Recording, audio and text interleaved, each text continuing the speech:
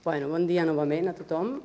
Jo abans de començar a explicar-vos el que és el contingut d'aquests estudis que hem fet, el que sí que m'agradaria fer un reconeixement públic a la tasca de la Rosa, que ha estat la nostra moderadora al llarg de tots aquests anys i que realment ha sigut la persona que ens ha estirat i ha treballat com la que més i que gràcies a ella hem obtingut el resultat que hem obtingut en aquest estudi. Dit això, passem ja a començar la presentació. El per què. La Rosa us ha explicat una miqueta el per què de tot plegat. Ara us presentarem d'una manera gràfica tot això que la Rosa ha anat explicant, la nostra dificultat en la nostra feina, aquest 1% de casos en els quals nosaltres estem intervenint com a aiat penal i les dificultats que comporten aquest 1% de casos. En lloc d'explicar-ho, us ho mostro gràficament perquè serà molt més enriquidor. Soc psicòloga i treballo als jutjats. Avui, a les 11, tinc una entrevista amb la Dolors, la Victòria, la Maria, l'Amparo, o la Marta, o la Montserrat, la Verònica, la Laura, presumpta víctima de violència de gènere. Em llegeixo l'expedient i després entenc per què el jutge vol que l'assessori. No hi ha cap evidència que certifiqui els maltractaments. No hi ha lesions, ni traumatismes, ni tampoc cap testimoni. L'acusat ho nega tot. És la paraula d'un contra la de l'altre. I a mi em demanen que avaluï la credibilitat del seu testimoni, la verosimilitud de la seva declaració, si fabula, en definitiva, si menteix o diu la veritat. Ja són les 11. Baixo l'entrevista. La primera impressió no correspon al que m'imaginava. Comença l'entrevista, preguntes, respostes, fins que finalment comença el seu discurs. Jo vaig denunciar els maltractaments arran que ell se'n va anar a casa amb la seva amant. Des que assisteixo al grup de dones que han patit violència, que sento que he estat maltractada. No sé si he estat mai víctima de violència de gènere, però jo m'hi sento. Ell mai no em va forçar res, però jo no volia fer-ho. No vaig dir res a ningú. Ningú ho sabia per vergonya. Fes el que fes, sempre estava malament i acabava en bronca. Després de la sentència de separació i d'acabar-me sense res, el vaig haver de denunciar per maltractaments. Han dit que ella ha estat maltractada.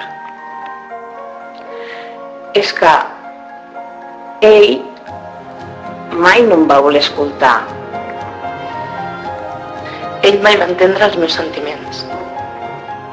Jo, que ho escolto tot molt atentament, quan acaba, tinc els mateixos dubtes que el jutge.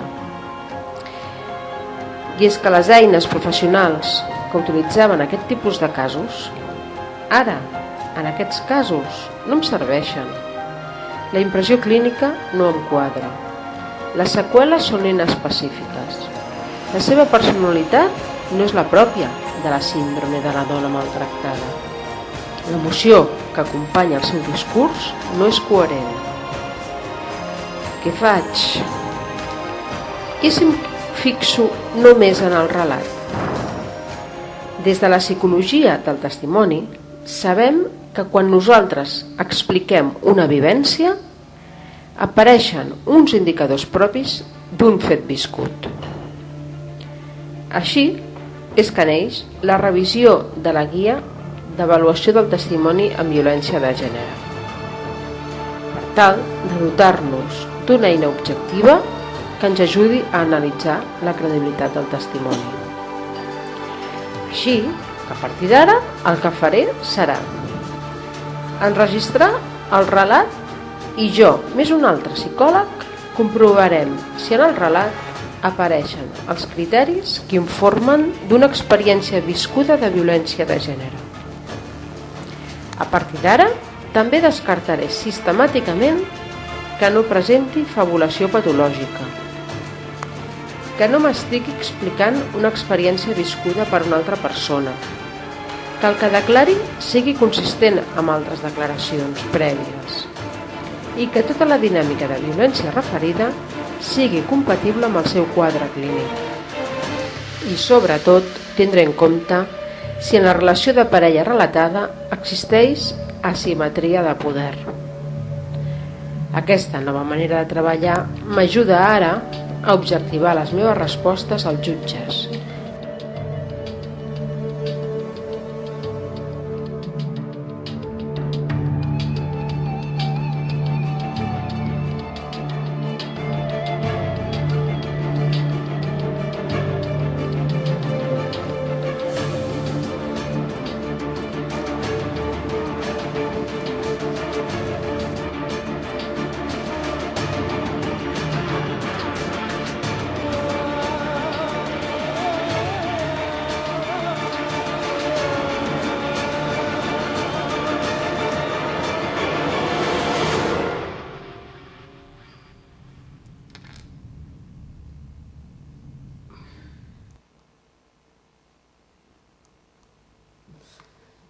Un cop vist això, que penso que ha sigut una manera entenedora de que vosaltres comprengueu quina va ser la motivació d'iniciar tot aquest treball al llarg de tots aquests anys, us faré un petit resum molt breu del que vam trobar en el primer estudi. Al primer estudi teníem una mostra de 31 dones. Llavors, què volíem amb aquest primer estudi? Buscar criteris de credibilitat extern. Què vol dir això? Trobar elements, indicis que apuntessin a que segurament aquella cosa que estava denunciant aquella senyora, aquella situació de maltractament, hi havia moltes possibilitats que allò hagués ocorregut realment. Llavors, quins eren aquests criteris que nosaltres teníem externs per buscar evidències d'aquell maltractament? D'una banda, que hi haguessin proves físiques, és a dir, algun informe d'algun metge, mèdic forense o un metge d'atenció hospitalària, que hi hagués reconeixement del propi acusat, és a dir, que reconegués parcialment o totalment els maltractaments, o bé que hi hagués presència d'altres testimonis que haguessin vist una agressió. La mostra només va poder ser 31 dones perquè trobar això en la nostra població ens va ser molt difícil. Llavors vam aconseguir 31 casos. L'objectiu quin era? La primera hipòtesi, confirmar que aquest instrument era vàlid, que trobaríem criteris, una alta presència de criteris en aquelles dones que presentaven una denúncia amb aquestes característiques. I la segona hipòtesi és que probablement trobaríem perfils narratius diferents. Com us ha explicat la Rosa, nosaltres treballem amb relats. És a dir, que trobaríem víctimes que es relatarien la seva experiència de manera diferent, i de manera diferent en funció a perfils sociodemogràfics. Resultats que vam obtenir: d'entrada va ser que es confirmava la hipòtesi 1, és a dir, que aquest instrument funciona.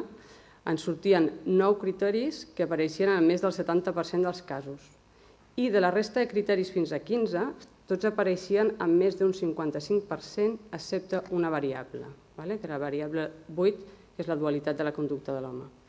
D'altra banda, se'ns confirmaven també la segona hipòtesi, que ens apareixien 2 perfils narratius. Això va ser una dada molt interessant perquè, clar, nosaltres pensàvem que trobaríem puntuacions molt elevades en tots els protocols.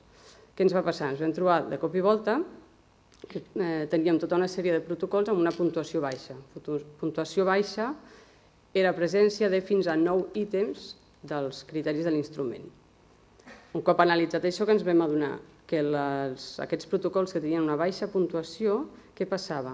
Hi havia molts antecedents de violència prèvia. És a dir, eren dones que havien patit en la seva infantesa i al llarg de tota la seva vida diverses situacions, tant a casa en l'àmbit familiar com amb altres parelles, que eren persones habituades a la violència.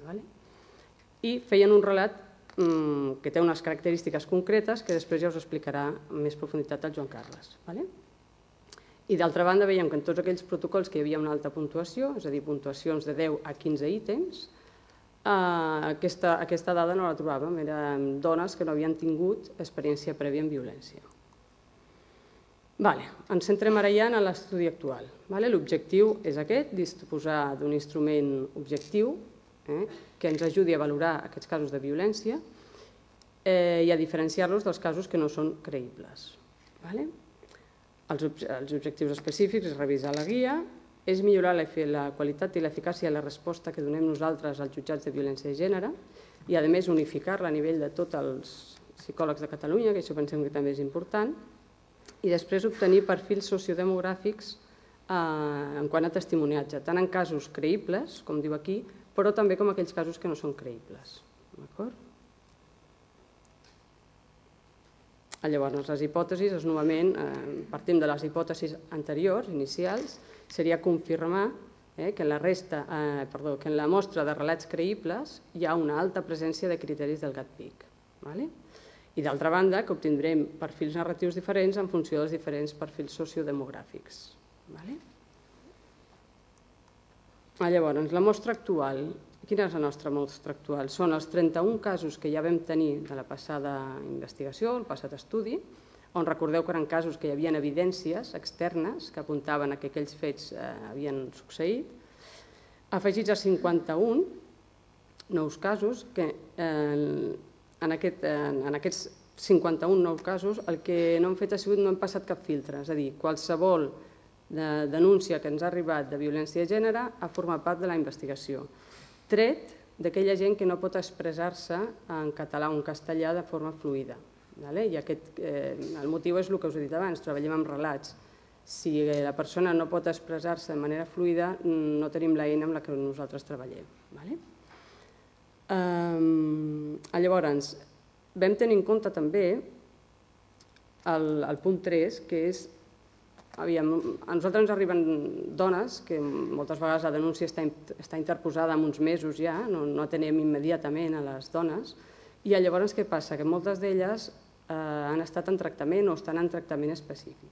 Llavors, una dada molt important és saber que aquesta dona està en tractament, precisament perquè a vegades són dones que, clar, en un procés de teràpia, normalment el terapeuta fa un feedback de tu t'està passant això, aquest símptoma que tu em dius ve motivat per això altre. Llavors són dones que de vegades incorporen paraules tècniques als seus relats. Això no vol dir que siguin menys creïbles, sinó que és una dada que s'ha de tenir en compte quan estem avaluant la credibilitat dels seus relats. Malgrat tot, del total de la mostra de 82 dones, 44 d'elles hi havia evidències externes, un 54% de la mostra. Llavors, quina és la nostra metodologia? Nosaltres treballem fent dues entrevistes i recollim dades bastant diferenciades en una primera i en una segona. En la primera entrevista el que fem és recollir en profunditat les dades anamnèsiques i sociodemogràfiques.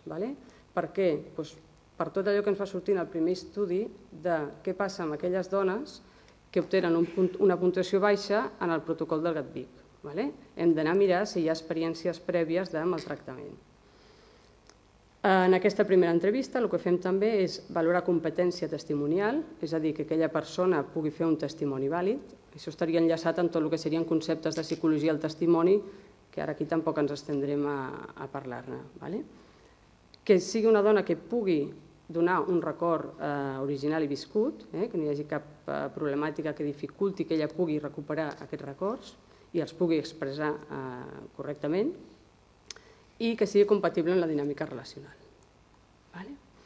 Què fem en la segona entrevista? La segona entrevista és on ens centrem en la història de parella i en els fets que s'han denunciat. Llavors, aquesta segona entrevista la fem mitjançant el relat lliure. És a dir, nosaltres no anem preguntant a la senyora a vostè li ha passat això i tal, sinó que diem expliqui'ns des del començament la seva relació de parella fins a arribar als fets que han motivat la denúncia que vostè presenta. Això ho fem gravem l'entrevista per després escoltar-la i poder puntuar a l'instrument. En la primera investigació vam transcriure les entrevistes per tenir el material més fidedigne. Amb l'entrenament que ens va suposar això, que ja us podeu imaginar que va ser molt, actualment el que fem és només escoltar sense transcriure. I el que fem també al final de tot, quan ella ja ha acabat el relat i la història de parella, és avaluar l'afectació o possibles seqüeles. Que la metodologia és la mateixa, és en relat lliure. Expliqui'm vostè com es sent després de tot això. Mai introduïm nosaltres elements. I per finalitzar, quan ja està acabada aquesta entrevista, el que fem és l'administració de proves, que per la investigació es van triar aquestes dues proves per buscar una mica elements de personalitat i sintomatologia comuna. En aquesta segona entrevista el que fem és aplicar els criteris del GATPIC, un cop hem escoltat la gravació, avaluar si hi ha símptomes o trastorns clínics, contrastar amb altres declaracions, que això, si us recordeu, el vídeo ja sortia. Nosaltres ja tenim la declaració que ens ha fet a nosaltres, el relat és la declaració, i anem a contrastar amb altres declaracions. I després la puntuació. A veure, el tema de la puntuació, el que hem fet al llarg de la investigació ha sigut el psicòleg o psicòlegs que han dut a terme l'entrevista amb la senyora no han puntuat en cap cas l'instrument, sinó que han sigut dos psicòlegs aliens al coneixement de l'entrevista, és a dir, persones que no han vist aquella senyora, que mitjançant la gravació han escoltat i de manera individual i separadament han puntuat l'instrument. Un cop fet això s'ha passat al psicòleg referent que ha fet les entrevistes i aquest ha unificat, de manera que aquelles variables que tots dos psicòlegs eren coincidents s'ha puntuat com presència. Quan un dels psicòlegs puntuava presència i l'altre no, s'ha puntuat com absència. D'acord? Els resultats. Ara anem a veure ja en profunditat els resultats de l'actual investigació, que això us ho explicarà detalladament el Joan Carles.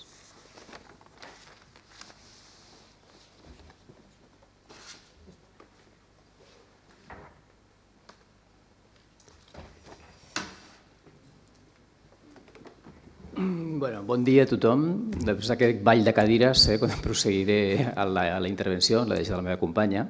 Jo m'encarrego una mica de la part una mica més feixuga, de resultats, és la part més densa.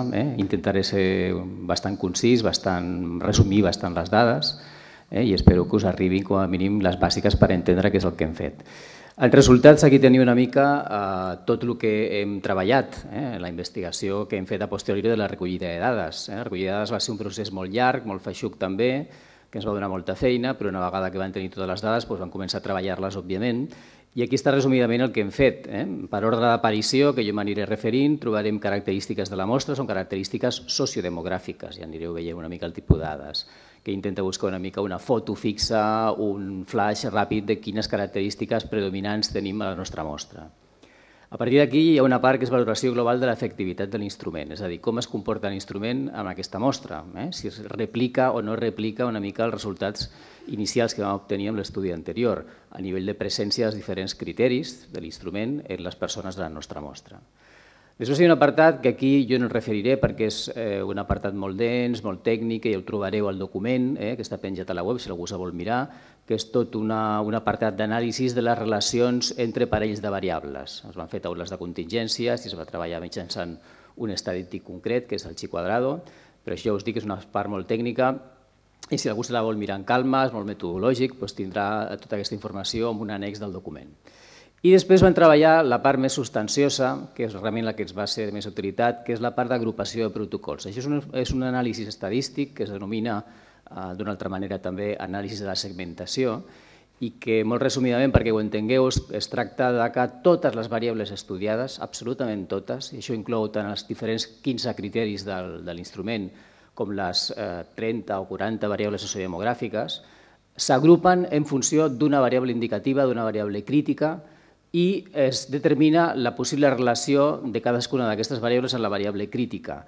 Això busca una mica obtenir possibles conjunts de variables que configuren grups i que en el nostre cas el que anàvem buscant realment eren perfils narratius diferents. Aquí trobarem en primer lloc la definició de la mostra. Com era aquesta mostra, quines dones han participat al nostre estudi, totes elles evidentment van firmar un consentiment informat, de manera que se'ls informava dels objectius de la investigació i consentien voluntàriament en participar-hi. I aquí trobareu una mica uns flaixos que corresponen als valors més predominants en la nostra mostra. És com un retrat robot una mica de la persona prototípica que ha format part de la nostra mostra. En primer lloc trobarem que són dones majoritàriament nacionals, nascudes al país, d'entre 30 i 40 anys d'edat aproximadament, amb domicili a Barcelona, això és lògic per l'efecte centralitat i nosaltres som l'equip que treballem a Barcelona i tota la seva àrea d'influència i lògicament rep un número considerable de dones en relació a altres territoris i un nivell d'estudi corresponent en principi a l'ensenyament obligatori bàsic.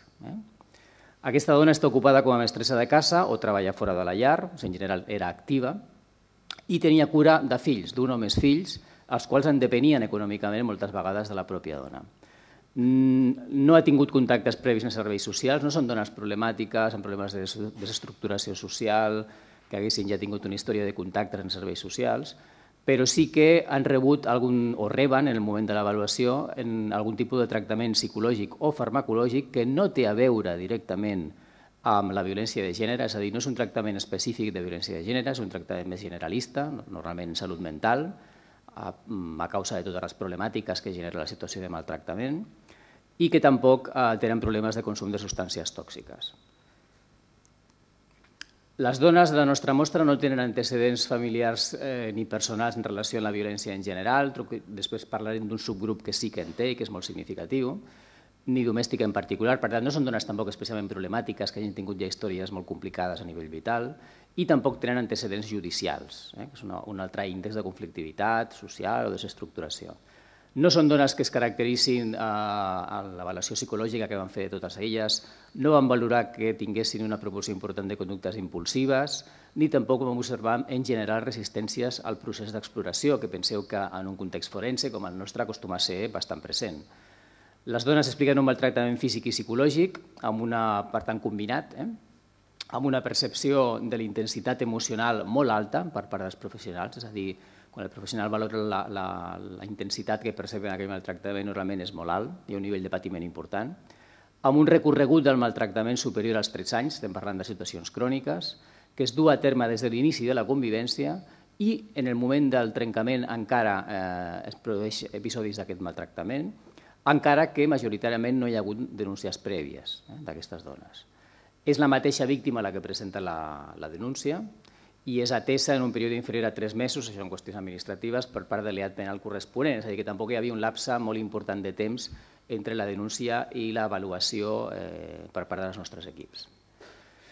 Aquí ja ens oblidem una mica de l'apartat de descripció de la mostra i anirem ja a variables concretes de l'instrument. L'instrument consta de 15 criteris, 15 variables, que són les sobre les quals es treballarà, aplicant-les al testimoni de les diferents persones. I aquí veiem que en blau estan el percentatge de presència de cadascuna de les 15 variables en l'estudi anterior, repeteixo, en blau. Aquí observem que en el 2010, quan va fer el primer estudi, que recordem eren tots casos creïbles, absolutament tots, en principi, les variables estaven molt presents, hi havia un percentatge de presència generalment superior al 70% de cadascun dels criteris a la mostra i en alguns casos inclús pràcticament del 100%, del 80%, del 90%. Quan observem què passa amb la introducció de casos no creïbles, que és el que hem fet en l'estudi actual, el 2012, això correspon a les franges més de color granate, observarem que en totes i cadascuna de les variables s'ha produït una davallada de la presència de les variables a la mostra. Això era, òbviament, esperable, en el sentit que a l'introduir casos que no són en principi tan creïbles, la proporció de presència de les diferents variables de l'instrument ha baixat significativament. En algun cas la davallada és més important, això en parlarem després. Aquí tenim els 15 criteris del GATVIC agrupats per àrees, àrees temàtiques, i al costat trobareu dues columnes. La primera columna es refereix al percentatge de presència de cada criteri al 2010, a la mostra, casos creïbles, recordo, i el 2012 trobarem la columna de percentatge de presència de cada criteri en casos tan creïbles com no creïbles. Si ens fixem en la primera de les columnes, la del 2010, quan tots els casos treballats eren en principi a priori creïbles, el que trobem és que en verd trobareu totes les variables que estaven presents en més d'un 70% dels casos.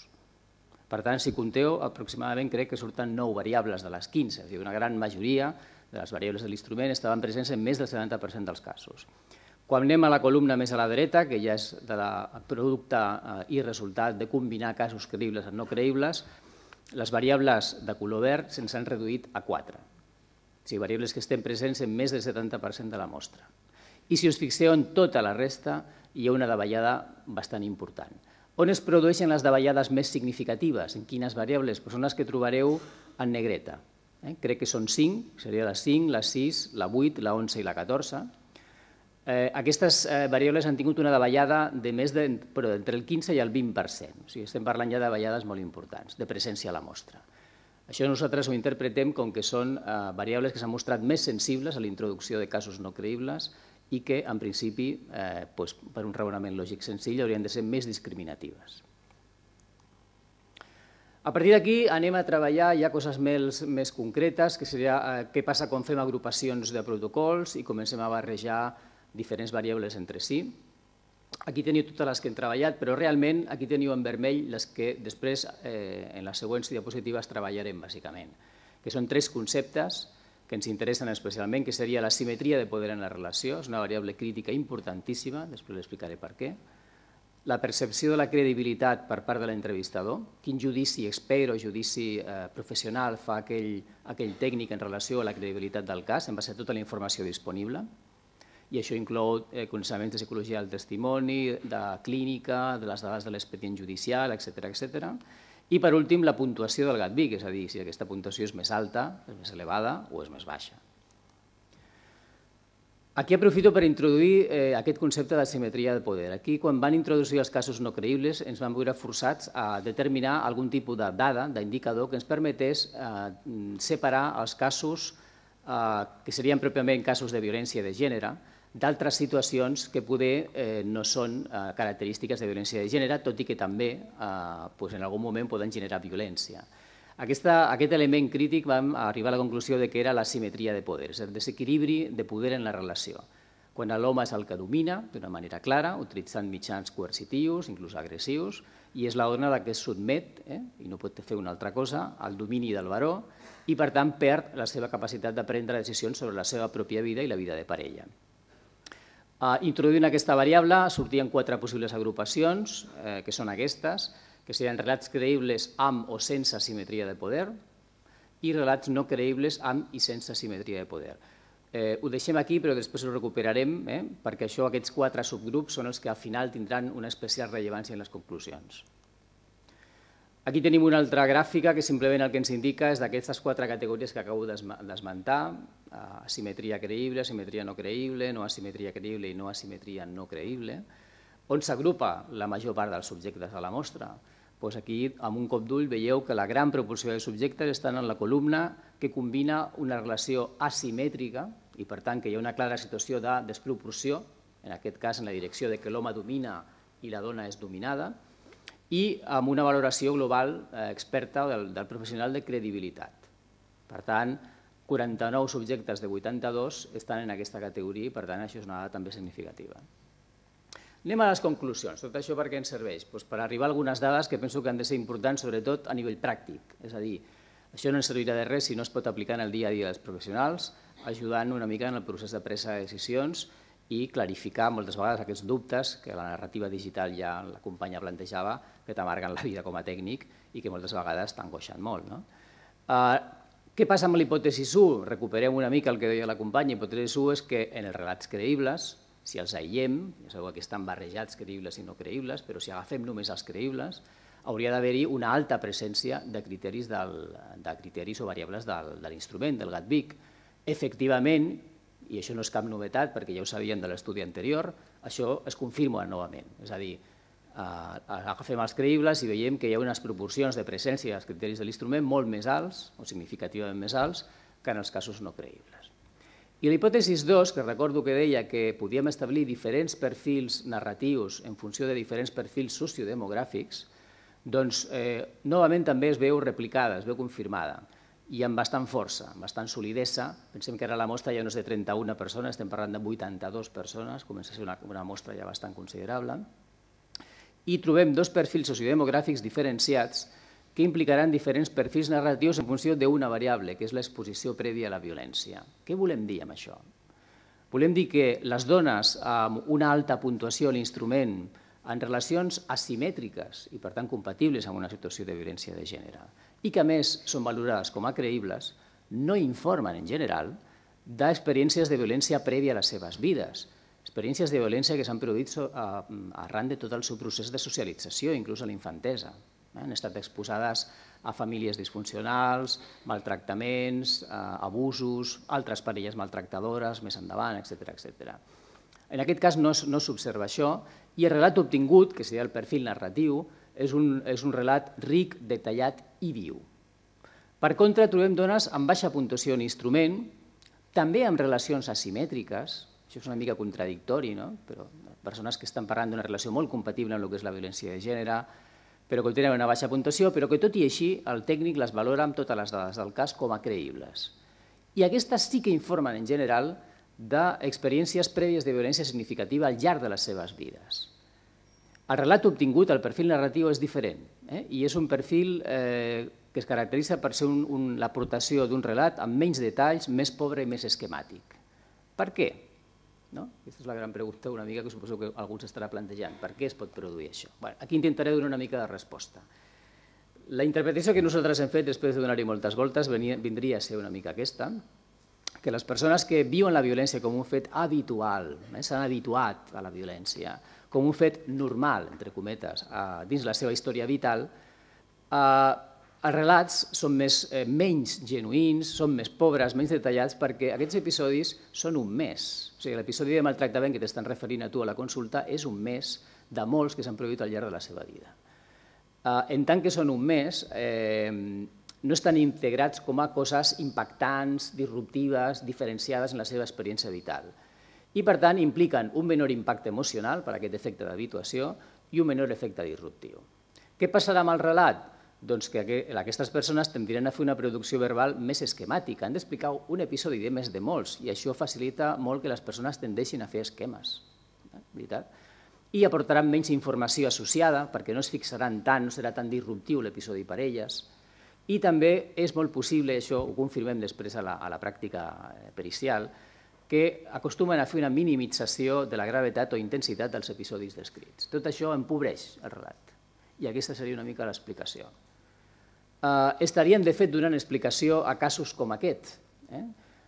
Sentència absolutòria per a l'agressor d'una dona de Granada, al juny del 2010, on la motivació de la sentència per part del tribunal determinava el següent, diu, l'excesiva parquedad y la escasísima pasión y grado de convicción con que la mujer expuso su testimonio llamó la atención de forma que ni la agresión ni las amenazas que la víctima refirió en la denuncia quedaron lo suficientemente acreditadas. Un mes després la víctima va ser assassinada. Una mica hem trobat aquest exemple com bastant característic d'aquest tipus de casos. Quin interès té això?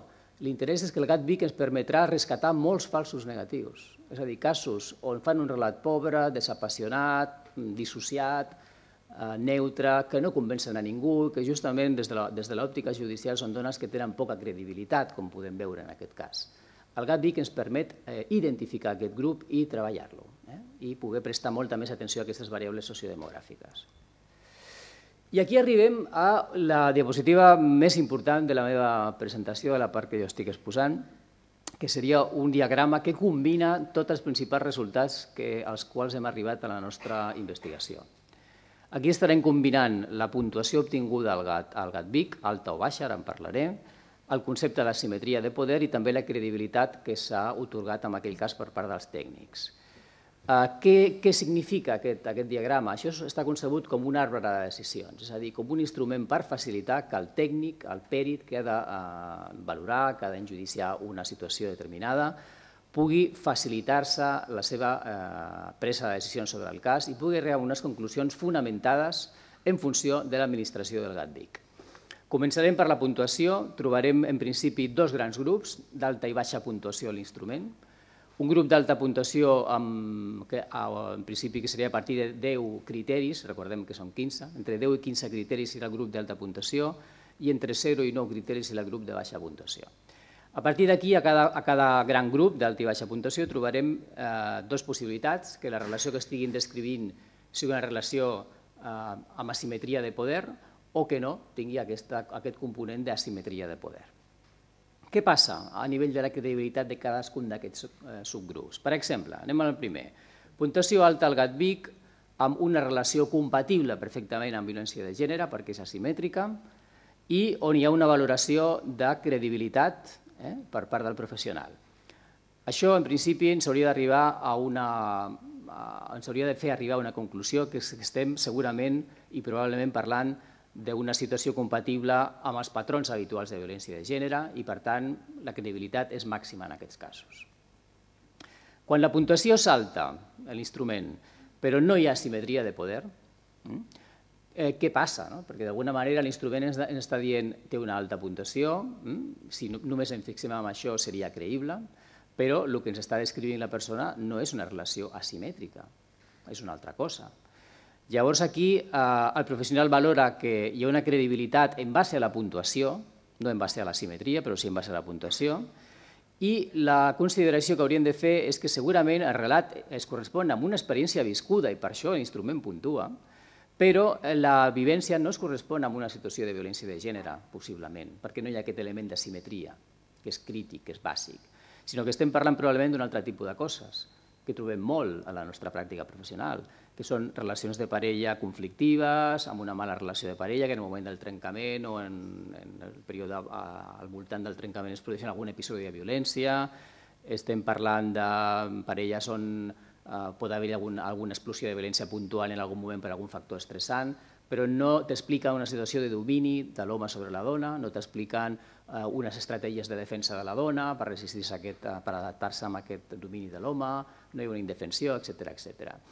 Per tant, doncs, això seria bastant interessant també dir, bueno, podem obtenir una puntuació alta en el GATVIC, segurament estan parlant d'una experiència real, viscuda, però això no és una situació de violència de gènere perquè no hi ha aquest element de simetria de poder.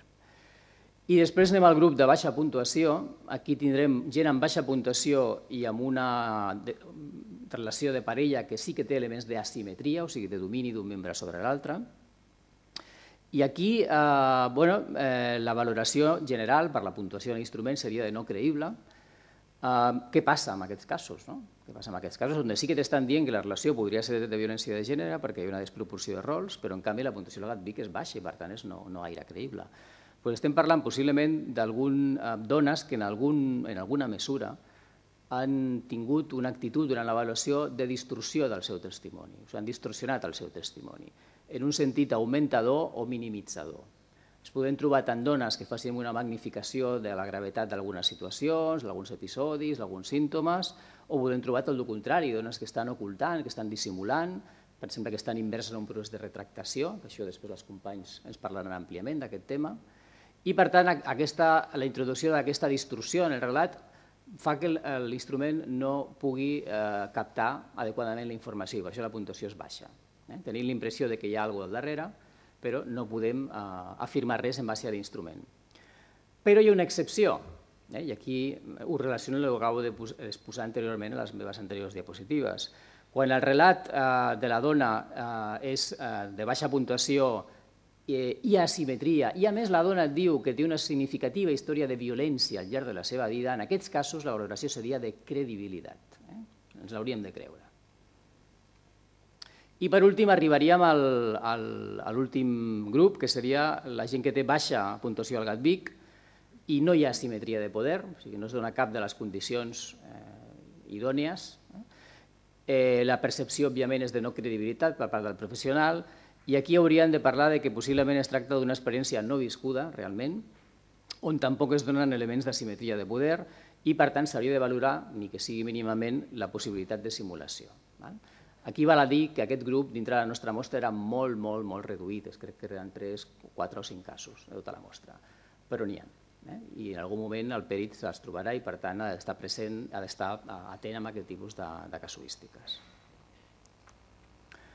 Conclusions més importants, si vaig acabant, la importància sobretot dels aspectes sociodemogràfics, de considerar la història, la biografia d'aquella persona en la valoració pericial que fem de la credibilitat del testimoni en violència de gènere i que no es pot partir mai d'un model pur de valoració per criteris, d'un model criterial pur, només aplicant el GATVIC i obtenint una puntuació, sense més, al marge dels aspectes biogràfics que sempre hauran de ser tinguts en consideració. I ja per acabar, el GATVIC-R, revisat, és un instrument pensat i dissenyat per ser aplicat dins d'una avaluació psicològica global sempre més àmplia, on s'incloguin història de vida, variables clíniques, seqüeles, dades d'altres declaracions, del contingut de l'expedient judicial, etc. I és en aquesta avaluació més àmplia on els resultats del GATVIC prenen sentit i s'integren, òbviament. L'instrument està pensat i dissenyat perquè l'apliquin psicòlegs forenses amb formació especialitzada el testimoni Però també sabem que tots els instruments criterials requereixen d'una formació específica en la passació d'administració de l'instrument. I res més, agrair-vos la vostra atenció, espero que us hagi arribat mínimament el significat de tot això i estem oberts a qualsevol tipus de comentari que vulgueu fer.